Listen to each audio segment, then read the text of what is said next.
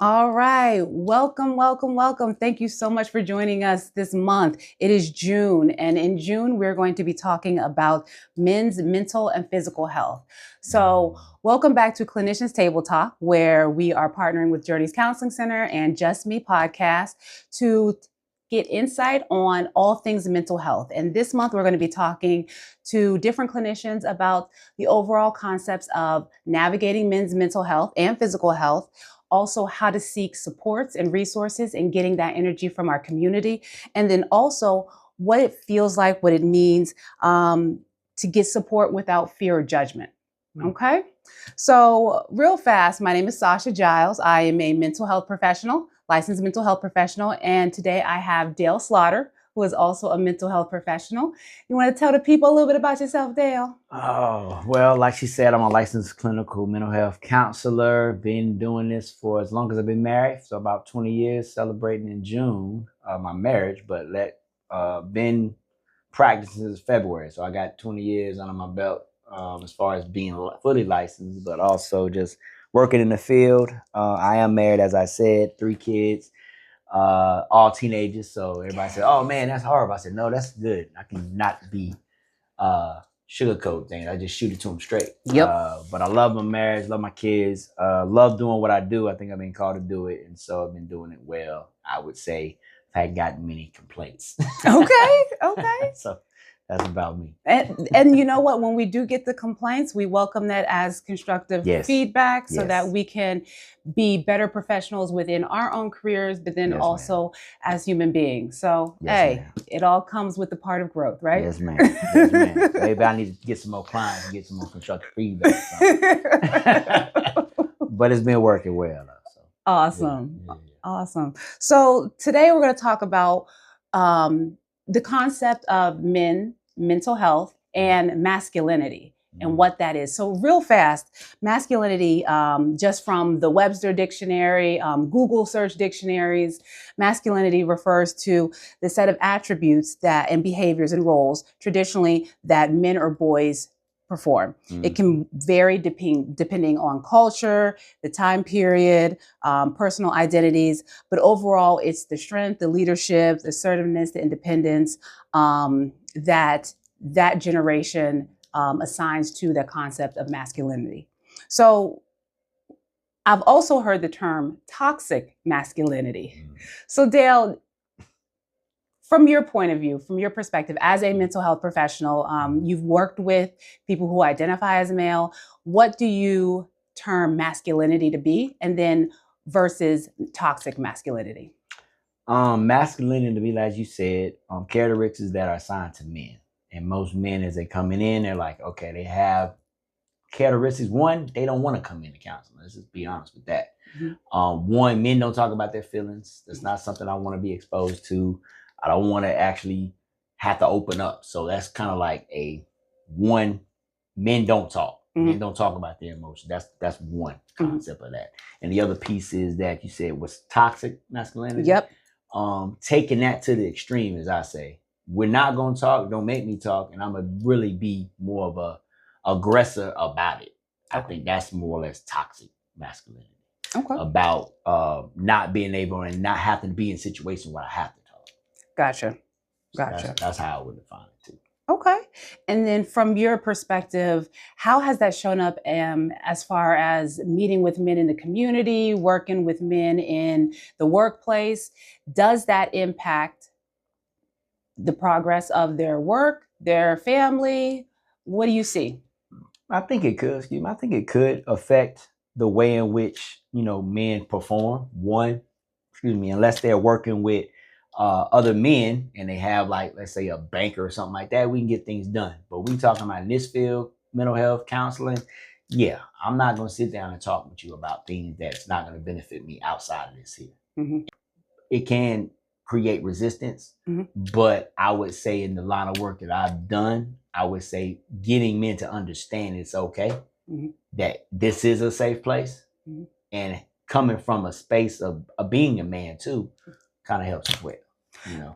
So that term that I try to use a lot when I practice or when I work with other people, particularly males, I'll use the term, it's okay to be vulnerable. Yeah. And so tell me about that. Why does that? And sometimes I'll get men in my office and they'll just kind of be like, what you mean vulnerable? Right. I'll get the body shifting and right. the shoulders kind of shrugging. Tell me about that. What is that? Probably because, I mean, actually, when I hear vulnerable, I used to hear vulnerable a little different. I had to look up the definition myself and really thought about it. It actually gives a negative connotation because it's like vulnerability, I had to write it down, is the quality and state of being exposed to possibility of being attacked or harmed. So it's like, that's vulnerability. No man wants to be attacked or harmed in any way. And I get what clinicians have said in being vulnerable. That means expose yourself. But I would more or less use the word transparent, like I just said, transparent, and being open and honest with no secrets. Gotcha. So I find myself shifting that from vulnerable to being transparent. Okay. Because vulnerability is like, I'm exposing myself to attack. Like, no man's gonna do that. It's like, if anything, I'm gonna put my dukes up and like, what you talking about? Vulnerable. I think that's where you get some of that shift. You know, with guys, I'm like, hold on, what you mean vulnerable? What you talking about? What you talking? I ain't vulnerable now. I ain't trying to be vulnerable. I ain't trying to get hurt or nothing. So it's like transparent. Be open and honest with me. Divulge any secrets that is causing you this mental anguish or what have you. So that's what I would say. Okay.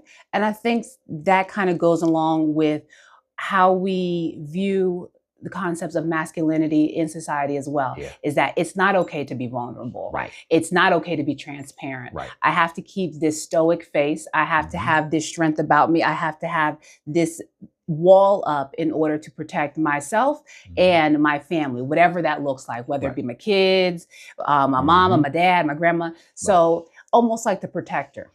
And I can see how that is still very helpful in certain situations and in certain cultures. But tell me how you have seen how maybe some of that authoritarian or that stoic demeanor has created challenges in this generation. It creates challenges because I now think that more people in general, children especially, they need to see the transparency. They need to see the emotion exposed. They need to see those things and how to do it from a male perspective. And when they don't do that, it's like, okay, I need to be like this, but everything I'm dealing with is so emotionally tethered up. I need to learn how to do this in this perspective. And it's not given. It's not an example. I say modeling. It's not modeled well. And if it's not modeled well, then how you expect for this young boy to be raised as a man now to now he has to be now show his masculinity or his vulnerability or his transparency. He's not gonna be able to do it. So it's like it continues on and the cycle continues on and it's not good at all. Yeah. And a good point that you made about how unbeknownst to us, sometimes things happen in generations and carry through generations is how women or men communicate or don't communicate their feelings. And sometimes, a lot of times, keeping it bottled up and then it comes out in other ways, either through drinking, either through unhealthy use of substances, unhealthy habits, eating, overeating. So definitely it can be a learned behavior of, I don't know how to talk about my own feelings. And so as a result, I'm going to keep it in, but it's going to come out in other ways. And that's how I saw my dad do it. That's how I saw my mom do it. That's how I saw my grandma do it. For me, I see it as a workaholic. So tell me a little bit about some of the hardships and the downfalls that you have seen.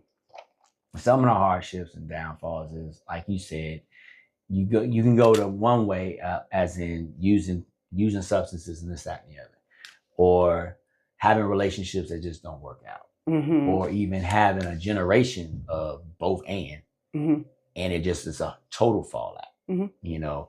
But at the end of the day, I think people got to realize that somebody has to teach this. But I am teaching something, even if I'm not speaking it. Say that again. That again. I said, I am teaching something, even when I'm not speaking it.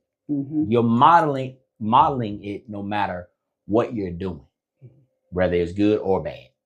So regardless, let me find out what am I doing and what are they perceiving to get on the other end. Mm-hmm. So I think at the end of the day, I think I've seen different fallouts. You got family issues going on. You can go into domestic violence, you go into abuse. All those things I think are gateways to all those different things that we as clinicians see.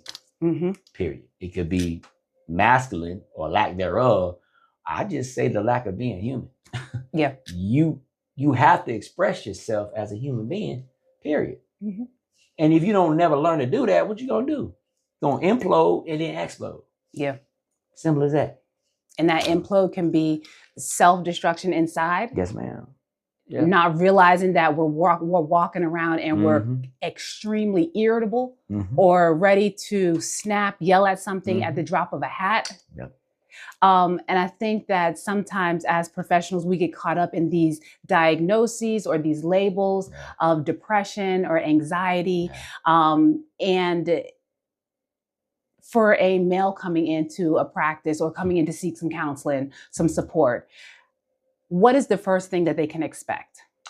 One, depending on that clinician and how they present, they can expect one that hopefully they'll deliver that this is a safe place, Mm-hmm. right? You can be yourself. Mm-hmm.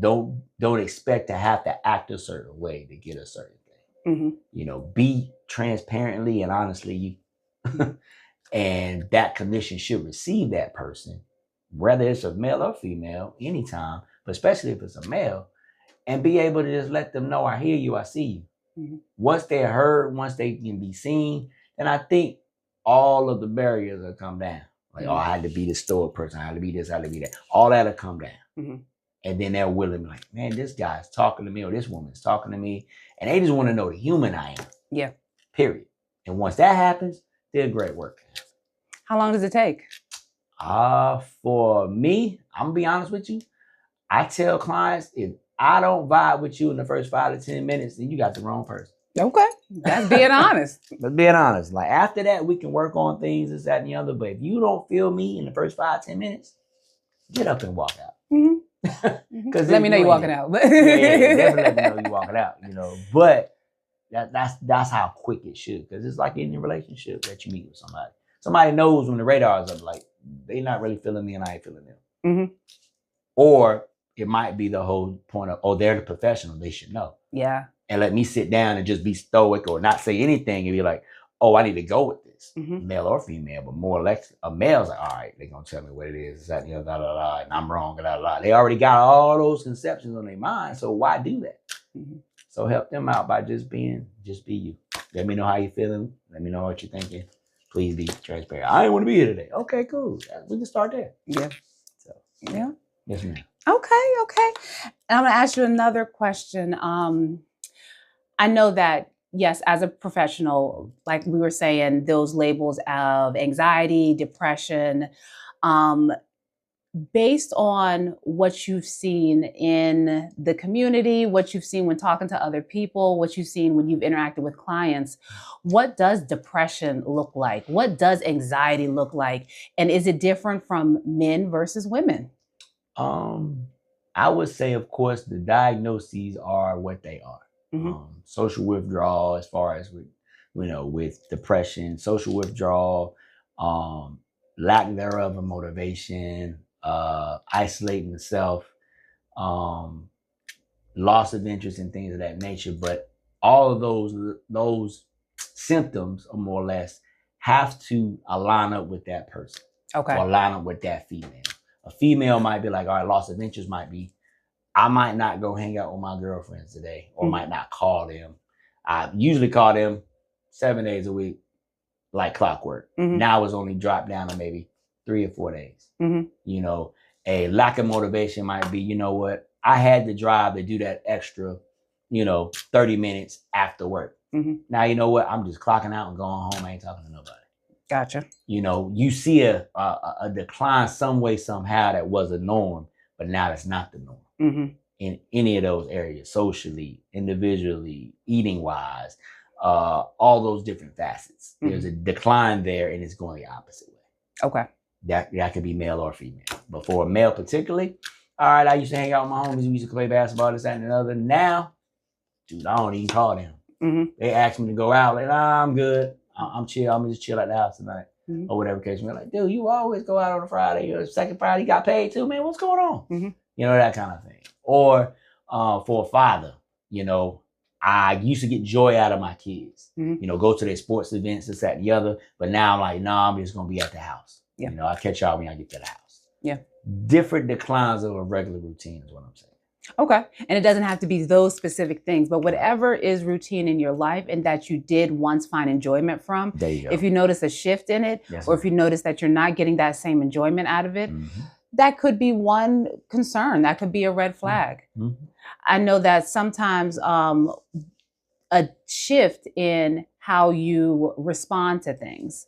So when I talk to, and this, what I've noticed over time, just talking to females versus males, is that men will tend to notice a little bit more irritability, or other people in their lives will tell them, yo, you really irritable right now. Or it's like you're always defensive, or I'm walking on eggshells when I'm trying to talk to you.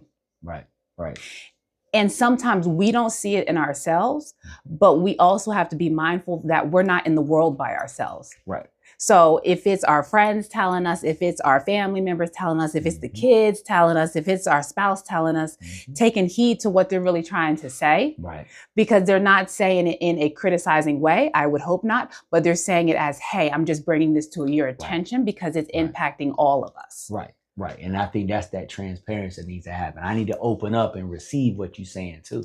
There you go. You know what I mean? It's not being vulnerable. It's not being vulnerable, but you have to be transparent. I have to open up and be honest, like, you know what? That's facts. I hear you. I might need to check on myself, see where I'm at, and let you know where I'm at. Because you talking real to me. I was kind of just yelling and fussing and this, that, and the other. I might need to check on it. So yeah. It worked both ways. Yes. And that's more of being a leader. Those are showing those more of those leadership skills versus not saying anything or keeping it closed in. So yeah. And sometimes you have to follow those people in indicating on how you should take care of yourself. Thank you for so much for saying that, because how does that impact sometimes when our mind is not clear and in a healthy space, it impacts our body. Where have you seen that come into play? It could happen in different ways. On your job or whatever you're doing, when you're interacting with your friends on a regular basis. If you haven't really checked yourself, then at the end of the day, you're gonna wreck. And a wreck, it can be a fender bender, or it can be a flip, all out, just total collision. Either way, it's a notice to say, okay, caution here. I need to check myself. Period. Yeah. And I think that as we get older and we recognize that our bodies are changing. And so the get up and go that we used to have, we could just, enjoy ourselves all night and then get up and go the next morning, get the kids, do what we need to do. That becomes, that motion, that momentum becomes a little different. Yes, ma'am. So yes.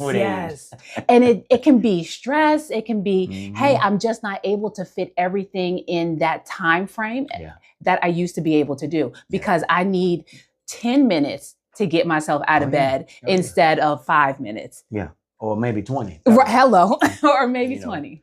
The older you get, the more time you need to get yourself together is what I say. Yes. So yeah, especially for men. I mean, men are not the ones that kind of take time for themselves. I got to hit the ground running. I got to get up. I got to do this. I got to get that. I got to get this done. And they don't have time to more or less take in for themselves and say, what do I need to get all that done? That's the last thing men are thinking about. But once we hear that, you have to be not vulnerable, but what? Transparent with yourself and be like, yo, I need about another 15 minutes to kind of lay here and get my thoughts together. Then I need another 20 in the shower, get myself together, or whatever. Now I can go hit the ground running. But again, we ain't being wired like that. Not being taught. No. And I think that that's one thing that I did recognize growing up. I didn't understand it, but looking at it as an adult now, my dad took every Sunday and Saturday a gym day. Those were gym days for him. There you go. gym days and his haircut and doing his self-purification. Dry cleaners. That's okay, That's don't right. mess up that routine and that schedule. That's right. And I get it now as a means for him to make sure that he's able to be present for us. Right. So right. And the difference in that, you said generationally, that guys are not in that routine. Yeah. They don't do that. They just continue to hit the ground running, And so they are, what's been said, sacrificing for everybody else. You put yourself last. Sometimes you don't put yourself at all. And now you're getting stressed. Now you're getting kind of frustrated. Now you're trying to kick out and just do that. You know, what's wrong with you? And, oh, you feeling moody today, But you haven't been taught that. There you go. To take care of yourself first. And then do for everyone else. Yes. And it can be as simple as, hey, man, I brushed my teeth today. Yep. Or I took a shower today. I put some D on today. I actually did do that push-up that I said I didn't want to do. Whatever. But at the end of the day, you took care of you. Yeah. Is it, once you have noticed that you just running on fumes, you're overwhelmed, and it feels like there's a whole bunch of chaos going on, how do you stop it? Is there a way to stop it? Can you learn differently? Unfortunately, like I said, I mentioned that whole car wreck. Sometimes it take a car wreck.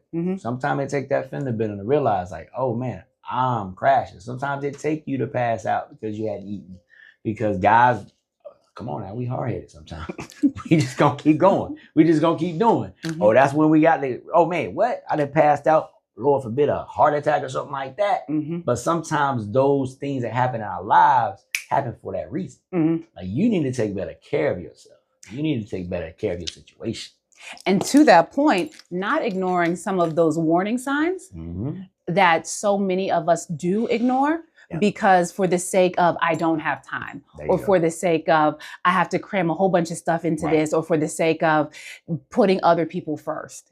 And we're not saying that our community doesn't need to be put first and our families don't need to be put first, but how can you help others, including your kids, including whoever else, unless you help yourself first? So some of those things like going to the doctor on a regular basis, taking time out for yourself, whether it is to stop that stress cycle and just unwind instead of going constantly. You got to help yourself before you help somebody else. Period. And like I said, self-care is definitely important, of course, in our line of work. But I think sometimes people can take it to a whole nother plateau. But it's as simple as, like I said, just personally taking care of yourself. I did get up. I did eat. Just my basic needs are met. And I met them for myself. Period. And then going from there. And because that models what? Taking care of yourself. Even being vulnerable, or more or less, being transparent. And actually crying. And actually letting it out. Oh my gosh. My wife told me, man, you cried. That was the most sexiest thing you could do. I'm like, what the world? What? I mean, I need to cry a little more often. We sling some snot around here, then, But that also models it for your kids. It models it for those around you. Like, man, they say you're an emotional man, but what human being is not emotional? Hello. I'm just crying today. Now I'm getting older. That's another one of them older things. I cried the simplest things. Man, the dog got saved. Oh my gosh.